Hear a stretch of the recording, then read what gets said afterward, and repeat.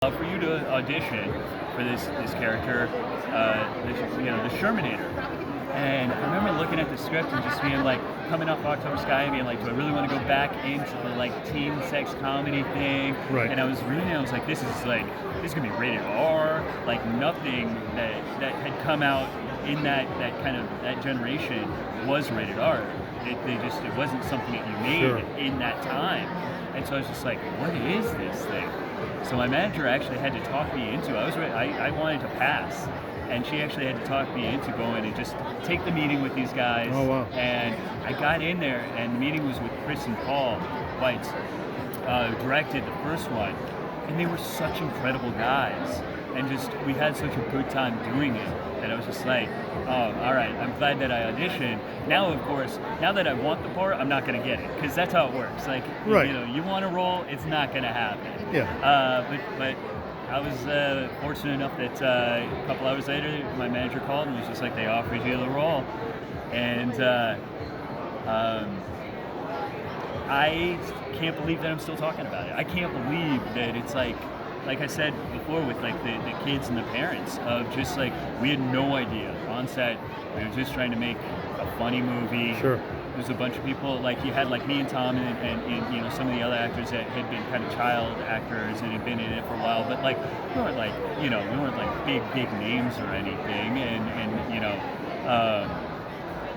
we knew the script was funny, but you learn if you've been in the industry, just because the script is funny doesn't mean you're going to get a funny movie. Right. Like there's so many people that touch a film, and there's so many times that a movie can go completely wrong or become a completely different film that you think it's going to be. Sure. And so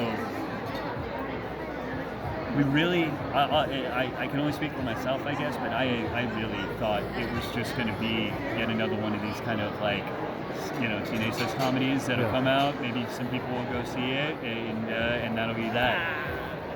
And I was wrong. Lo and behold. Thankfully, I was wrong. Exactly, yeah. It's awesome, man. What a great experience for you and for the fans, of course. So in closing, well, first of all, social media, how can fans follow you? I'm terrible with all of it, but if you'd like to follow me, I'm on Instagram at Chris Owen. Awesome, okay. And in closing, inspiring actors, if they're looking to get into the business, any advice that you have for them? So my answer to this is not it's not the sunniest, but I think it's true. And I didn't come up with this. This is actually another actor that I worked with said this, and I think that it just rings so true.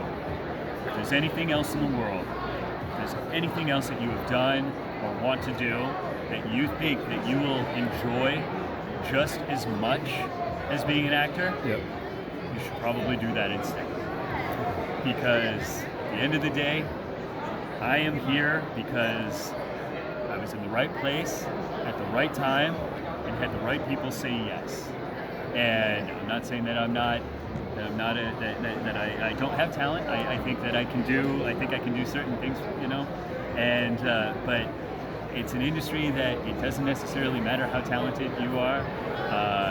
It doesn't matter how hard you work, to be honest, sometimes.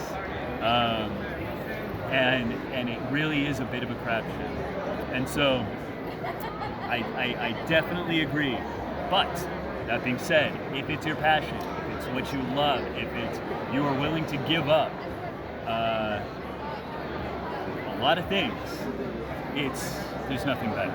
There's nothing better. And all you can do then is just keep going and keep going and keep going, and know that the only way that you ever don't make it as an actor is when you stop trying, when you give up. So all you can do is just give and just you have to be able to make your peace with that, and that's literally it. I know it's hard. I know it's heavy, harsh words, but I think it is the truth to just be ready to know that that's kind of the world that you're getting into. And like I said, don't get me wrong though, if it does work out, there's nothing better. There's nothing better than being on set and making a movie that you want to be a part of. It's absolutely incredible. Awesome. Well, Chris, thank you so much. taking the time here at Rhode Island Comic Con, and best of luck for the rest of the weekend. Thanks so much. Thanks.